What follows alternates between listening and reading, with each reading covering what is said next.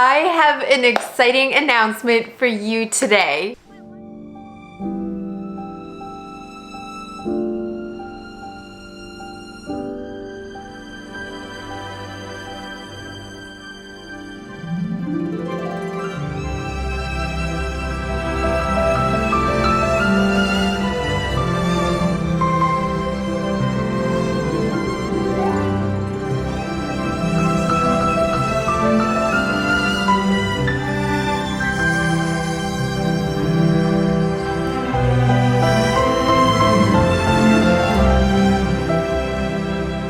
Yes, it is true. We are pregnant, expecting baby number 5, and oh my goodness, what a journey it has been to get here. But we are so excited and so grateful for another little one on the way. And I thought today I would just sit down and chat about what's really been going on behind the scenes here the last few months. I wrote down some of my main symptoms throughout the weeks, and I thought I would just kind of go over that with you. I know that sometimes pregnancy related videos can be almost like complaining because a lot of pregnancy symptoms are not really fun, especially in the first trimester. But I hope that it does not come across that way, and that it rather comes across how truly grateful we are. And even though there's a lot of discomforts and things like that through especially the first trimester, it's for the absolute best reason. I actually found out at 3 weeks pregnant that I was expecting. That's very normal for me. I think with every one of my babies I've found out right around 3 weeks. Often my first sign is morning sickness, sometimes pretty severe morning sickness. Like I will wake up one morning and just be hit with it. It's no slow build into it. This time it was not so much morning sickness, it was more just feeling kind of gross in my stomach and then just having a feeling. I got my first test and it was right at 3 weeks, I believe. Very, very faint. And by the way, if you test at 3 weeks and it's negative, does not mean that you're not actually pregnant. Like a lot of people don't see a positive till after their missed period, and that's totally normal. But for whatever reason, this is usually how it goes for me. So I literally took a test for, I believe it was 10 days straight, and I would stick them to this paper and like date them and watch the line get darker and darker, and it did in fact get darker and darker. So we were so excited to see that. And then I started kind of writing down some symptoms at week 4. So all these symptoms are kind of just whenever I thought of writing them down. Obviously it's not everything I felt, but it's some highlights, I guess. Week 4, I felt hungry and also really tired. So I know, very generic pregnancy symptoms. One thing that I don't remember so much from previous times was right at like week 4, I started being extra like scared over my kids' well-being. So if someone was out of my sight, even not just my toddler, like even my older kids, I would get really worried, like, oh no, what if they're, you know, are they okay? Or they would be out in the barn, which they usually are, every milking in the evenings, and just have a great time out there. But I would get so worried over the silliest things, like things we've done for years, and suddenly I just could not stop worrying about their well-being, which obviously I always like to know where my kids are and that they're safe. But this was kind of like unrealistic fears that I started having. I also had quite a bit of cramping and very sore breasts in week 4. Week 5, I actually was spotting and cramping, and I remember I woke up one night and it wasn't even bright red, it was more of a pinkish color, but I was just so scared. I woke up Josh and I was like, babe, I'm spotting, and he got up and we prayed for the baby. And anyway, I was cramping pretty hard there for a number of days, and just, you know, honestly, you don't know which way it will go, but at that point in pregnancy, there's nothing that anyone can do other than we can just pray for its protection. So that was a really hard week for me. And I did have a subchorionic hemorrhage with one of my previous pregnancies, which all ended up fine, but I had bright red bleeding that time. So the spotting, like in a way, I was like, okay, like it doesn't mean that I'm losing the baby or that everything is wrong.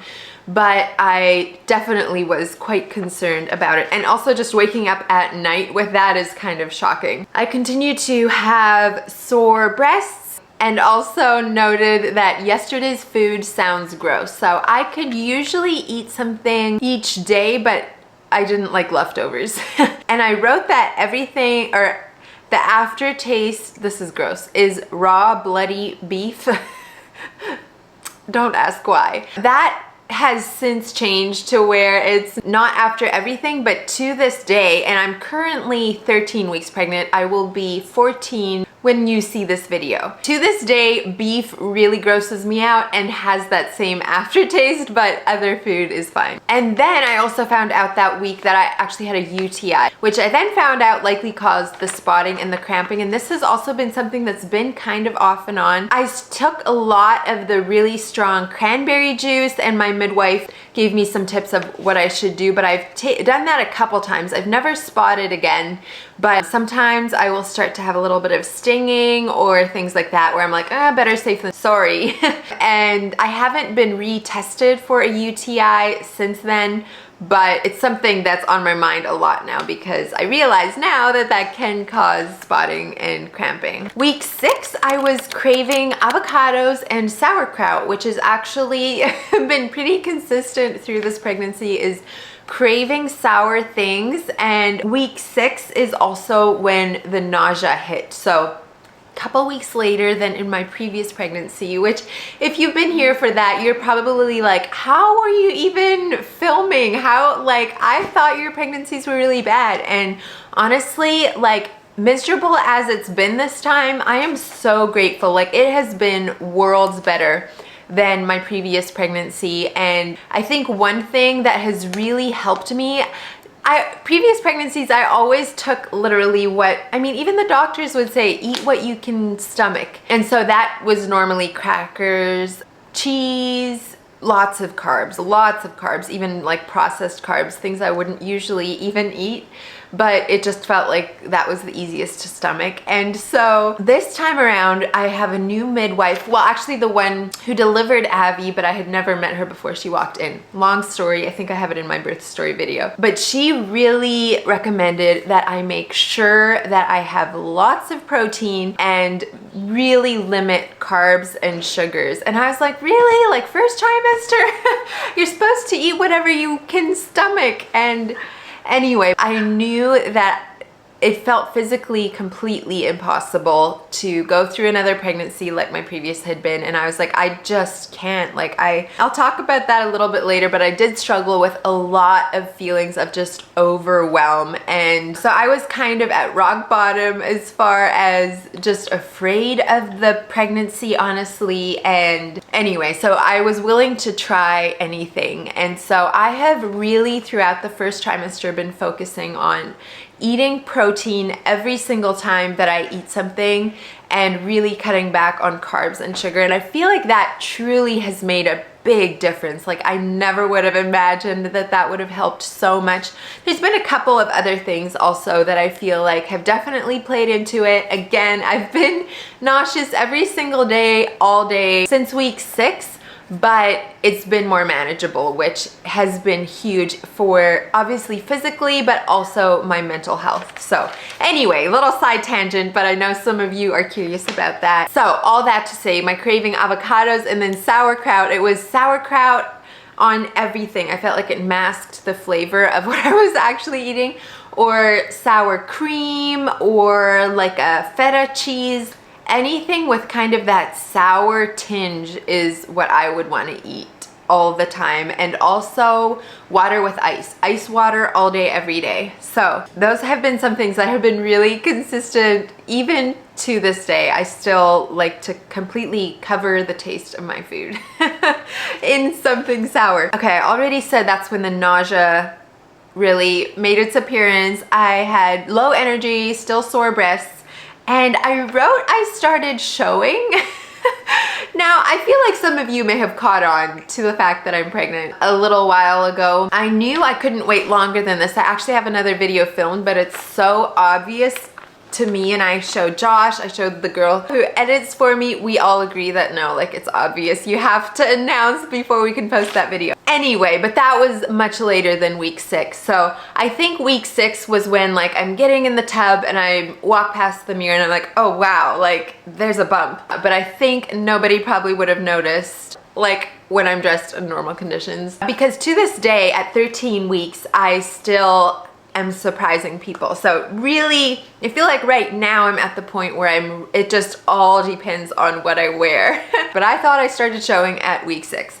Week 7, I started dealing with a lot of lightheadedness and extreme shortness of breath. I was so concerned about this, and obviously it's not fun. Like I would be hanging out laundry and felt like I could pass out. To this point, I was also really nauseous, and I don't think there's been any other pregnancy where I have cried as much as I have in this one, especially in like weeks 6 through 9. I cried so much. Sometimes it was like every other day where I would just sob my heart out because I felt so overwhelmed. I felt completely trapped. I was like, I'm pregnant, like I can't wait to have this baby here, but the road between now and then feels completely impossible. I felt rock bottom and there was just no way that I could possibly do this. Like it just felt really, really hopeless. I also, because of some of those symptoms of like lightheadedness and nausea and cramping and some of that, I was really scared that maybe this was an ectopic pregnancy, and was doing research on that and like finding how dangerous that can be to both mom and baby, obviously, and just different things where I think weeks 6 through 9 have been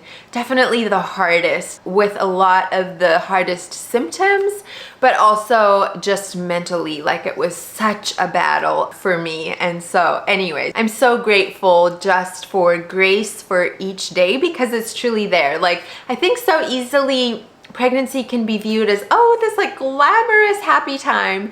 And in my case, that like I don't honestly love being pregnant normally. My first one was really good and I did truly really enjoy it, but for most of them it's been just really, really hard for me physically, but absolutely so worth it every single time in the end, with a beautiful healthy baby. But that journey for me has been really, really difficult. So anyway, I think that was just kind of sinking in of like, okay, this is what's ahead. And so lots of tears in weeks 6 through 9, especially. Week 8, I found out that adding vitamin B and taking that 3 times a day helped kind of take the edge off of my nausea. Definitely didn't take it away completely, but it kind of made it more manageable. So I've been doing that since then, but also noted that occasionally the nausea would come in such like severe bursts that I almost felt feverish for a while. And then this is the weirdest thing. It has continued, I think, from week 8 to this, like I feel like it's starting to let up a little bit now, but it is, I would have aversions to the strangest things, like filming. I would look at my camera and I'm like, oh, gag, like I don't want to see that thing.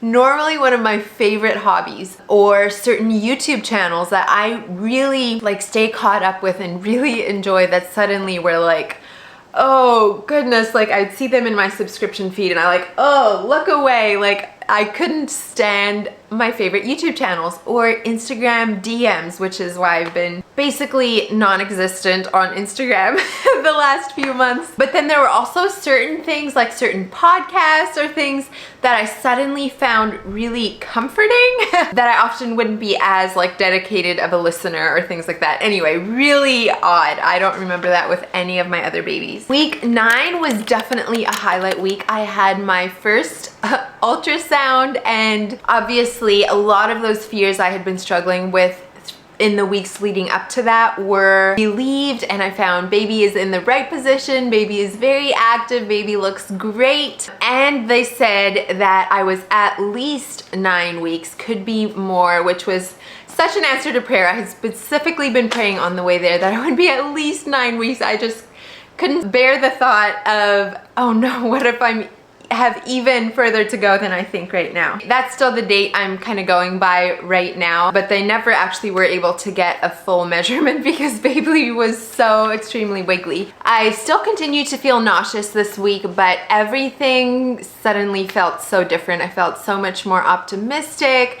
Obviously, a lot of these fears were put to rest, and I had a lot more smiles week 9. Week 10, still nauseous, which we'll continue to see this. This has also kind of been an ongoing symptom, but I have it marked here under week 10, and that is that I keep counting the kids. So if you have quite a few kids, you know how it goes, especially in like public places, or if you go to the store, you're always counting. I'm like 1, 2, 3, 4, 1, 2, 3, 4, like make sure that I have all my kids right there. And there's been so many times where I'm counting 1, 2, 3, 4. Wait, someone's missing. And then I'll be like, oh wait, they're in my belly. Like so many times where I feel like a moment of panic of someone's not here, and then realize, oh wait, yeah, they're all here. Week 11, still nauseous. I would get hot flashes, which has to this day been off and on. I definitely feel like I get hot easier than I was.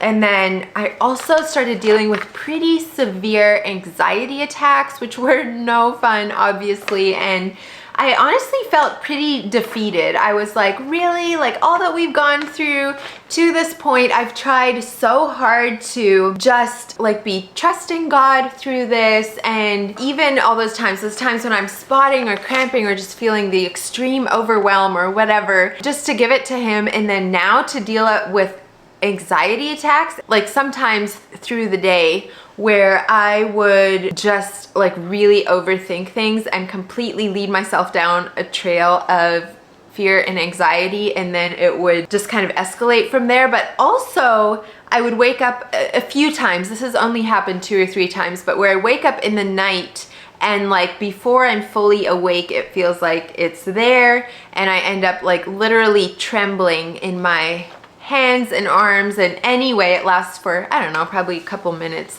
but that's no fun. And I was feeling so defeated about all of that. Week 12, we'll look into that a little bit more. Another thing for week 11 that was really exciting was that is when we told our family and close friends that we were pregnant. So it felt honestly like such an accomplishment to have been able to keep it quiet for so long, because I think that's definitely the longest we've ever been able to keep it a secret. And that just somehow to me felt like a great accomplishment, that like we had kept this hidden for so long. And even though obviously we had a lot of hard times through that, and there would have been nothing wrong with telling friends and family, for me definitely one big thing was I knew that our kids were going to be head over heels excited. Like they have been praying and praying and praying and praying for another baby, and I just wanted to be as close to done with the first trimester as possible before getting their hopes up. Anyway, so it was just really fun to have been able to keep it a secret for so long. Last time we had to tell everyone at 6 weeks because I literally couldn't function. And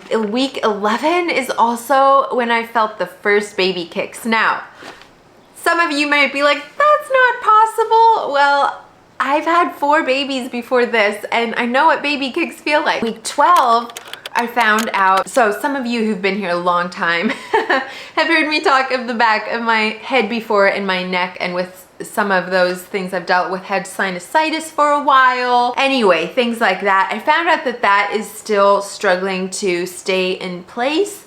And at this point, we're not quite sure what's causing it to always pop out of place, but found out that that's the part that controls your balance. So I have felt like off balance quite a bit, and that same, whatever it's called, is the same thing that affects your fight or flight response. And so if the balance is off, it very easily makes your body feel like you're in a fight or flight situation, which then is likely what triggered all the anxiety. And I still feel like to this day it kind of comes and goes, and it's something that I'm definitely praying about continues to improve, because it's no fun being in a position like that, but it is comforting to know that like there's a reason why this is happening. I feel like in my head I'm like, you're fine. Like I would be checking like my blood pressure, my blood sugar, my oxygen level, all these things, and get so worked up, while in my head I'm like, I'm fine. Like, I know it's okay. I know that this is just anxiety, but it's like my body would not catch on to that. And so that was comforting to hear that it's not something necessarily that I'm doing wrong or that I'm just such a fearful person or whatever. There's actually a reason physically that that's what's going on. So hopefully that will soon be corrected as well. At week 12, I also started to feel like the nausea is improving. I'm spending less time on the couch, more time, not like anything super rigorous, but like, you know, little jobs around that I am able to do better. Often nausea would peak like towards evening. One kind of downside of week 12 was I started to feel little hints toward the hiatal hernia like I had in my previous pregnancy, which is basically, the way I understand it is your esophagus opens bigger than it should and your stomach starts literally pushing up into it, and when you get it in pregnancy, it just kind of gets worse and worse as the pregnancy progresses, because as baby gets bigger and bigger, it puts more pressure on your stomach and the situation just kind of gets worse. I know with Abby, my previous pregnancy, it was so intense, but immediate relief after she was born. So that's a good thing, but I'm really definitely hoping that we can stay on top of it and not have to deal with that through the rest of my pregnancy. I would love to just be like my first pregnancy was, where especially after the morning sickness, it just felt like thriving, and it's been a really long time since that was my case in pregnancy. Also started having back pain easily in week 12, upper back, lower back, and especially the tailbone area, which I know is common as the relaxin kicks in, and it just feels like that, like things are loosening up. So anything, work in the garden or anything that I do that might be a little bit more than normal seems to easily be felt later in my back. So anyway, that takes us weeks 4 through 12 in my pregnancy so far. I hope that it was helpful for you. Thank you for being here. I hope you enjoyed this video, and I will look forward to seeing you next time. Bye, friends.